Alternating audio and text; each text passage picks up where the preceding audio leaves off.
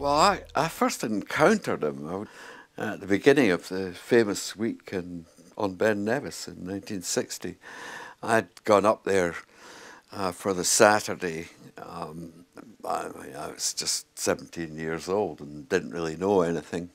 And it's my first visit to the CIC hut as well, and my first visit to the Ben. And it was in this immaculate, brilliant condition. And then inside the dark and dingy hut, there were these strange troglodytes who didn't get up in the morning and who ate other people's food. And that was the first time I encountered him. I think he ate half my breakfast, so it wasn't a particularly promising meeting. Smith and Marshall went up the Ben February the 6th was the first day, and they spent, I think, a total of 8 days up there. For these two to spend 7 or 8 days up there climbing, and climbing hard climbs, most of which were first ascents, was actually a tour de force physically. It was like they're a degree at least harder and better than I've ever been.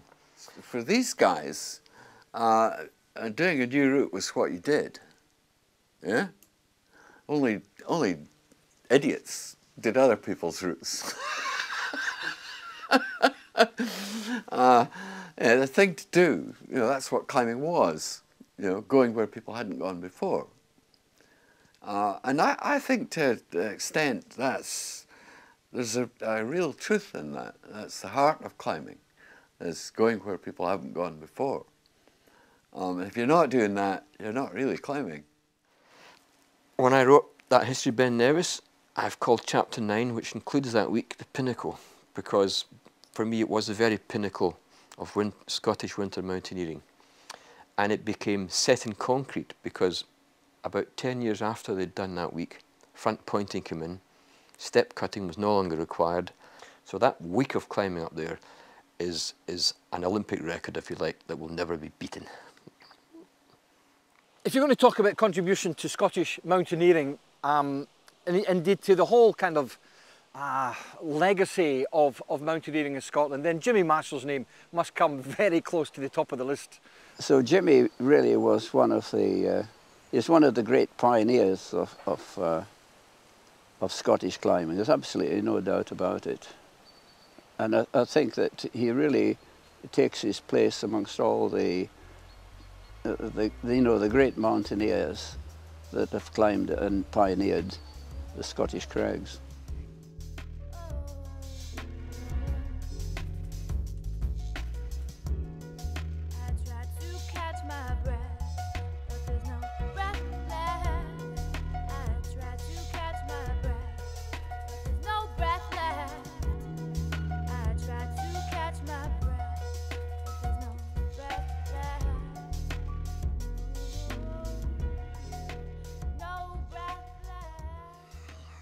He's a hero. That's a funny four-letter word, and some people would like to debase the word, but he's genuinely a hero. And he's someone with whom I and everyone I know has vast respect for, because of his doings, because of his writings, and because he doesn't seem to have put a foot wrong. I mean, what he did in the 50s and sort of early 60s with the likes of Robin Smith and Dougal Haston and Big Ellie and those guys from the climbing club in Curry, or that bunch of guys from Curry. I mean, it really was astounding. Jimmy really brought together a lot of the other people from that generation of the early 60s. Like, he encouraged a lot of the young guys coming out of like the shipyards in Glasgow, got them into climbing and gave them like a bit of a new life, They would escape the city and go out into the mountains, and that's what climbing is all about for a lot of people. So I think Jimmy's real effort was to bring people together, to be the glue that brought very difficult people, Moriarty, Haston, Stenhouse, Smith, and achieved together, that group of 6 achieved tremendous things. When I went to Jimmy's house to interview him for The Edge, with great pride, he showed me a certificate that he'd been given, giving him honorary membership of the Craigdhu Club. And it really is quite astounding that this working men's group of, of guys from Clydeside should honour a pretty middle-class architect from Edinburgh in such a way. And I don't, as far as I know, nobody else has been honoured in the same way. And I know Jimmy's very, very proud of that relationship with the guys from the Craigdhu. So he bridged both worlds, in other words. He bridged the establishment, he bridged the other side, the anarchic side, and he got on very well with both of them. And he still does. Probably he gets on well with just about anybody who's genuinely interested in the outdoors and mountaineering. The Craigdhu broke all the rules by making him an honorary member. I think they broke about 4 rules. You couldn't have been a member of the SMC, and you couldn't be an honorary member, and you mustn't be a woman, and they had a lot of rules, more rules than members. And he was instrumental a lot in getting a lot of these new routes done, because he had a good eye for a climb, and with the kind of young lads, they called him the old man then. Well, he's outlived them all. As part of that film on the Edge, we took Jimmy Marshall and John McLean, one of the great stalwarts of the Craigdhu Club, to climb in Buccleuch. And John is a big, very strong bulldog of a man, and kind of thrutches his way up there, and it's all power and strength. But when Jimmy came to climb, he was, even at this stage, I think he was in his 60s at that time, he was like a ballet dancer. And like a lot of the modern climbers today, he kind of floated up the route. I know when Richard Else was editing the film, he decided just to take out all the commentary and let Jimmy just float up that rock with some beautiful music behind him. And for me, the highlight of that whole series of The Edge was Jimmy Marshall floating up Bludger's Revelation just so effortlessly, with that sound of music in the background. It was just magic. The consummate skill with which Jimmy moved over rock and ice was something wondrous to behold, And how can we compare him in the likes of a world-class athlete who we've got now, Usain Bolt, the world-class sprinter. Jimmy was the Usain Bolt of the ice climbing world, no question about it, no question about it. He had a trick of getting into balance in places where other people wouldn't manage it. I think he was a bit kind of low, in centre of gravity. I think there might be something a bit odd about his centre of gravity. Could be. Big bum, something like that.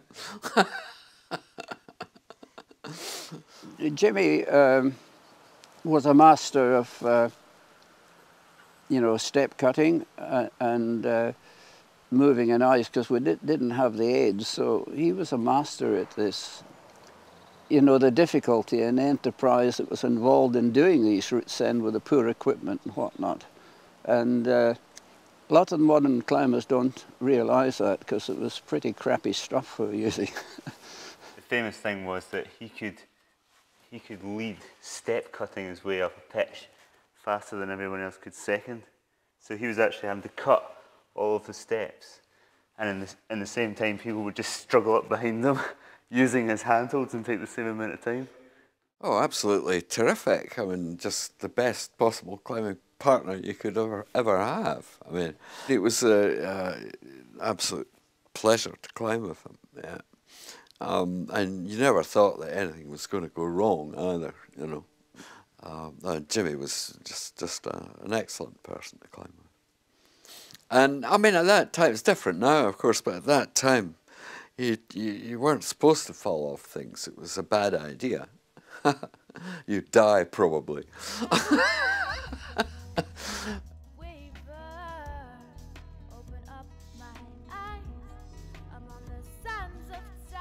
This award's going to an absolutely dedicated mountaineer, who I think is terrific, and he's done so much for Scotland. I mean, Jimmy's an amateur climber, you know, as I was. And we do it for love, not for money or for fame. He's been an inspiration to me and many other climbers I know of my generation. He made what was an exciting sport even more exciting by leaving behind this legacy of major classic climbs, both summer and winter. And it's been my rare privilege to have managed to succeed in climbing some of them. And it's enriched my life beyond belief. And I wish Jimmy the very best. And I think this award is completely justifiable for Jimmy. You couldn't find a better recipient. I know he'll be very modest and slightly embarrassed, but he'll wear it with pride, I'm sure. And there's nobody who deserves it more, no. He's the king of the Ben.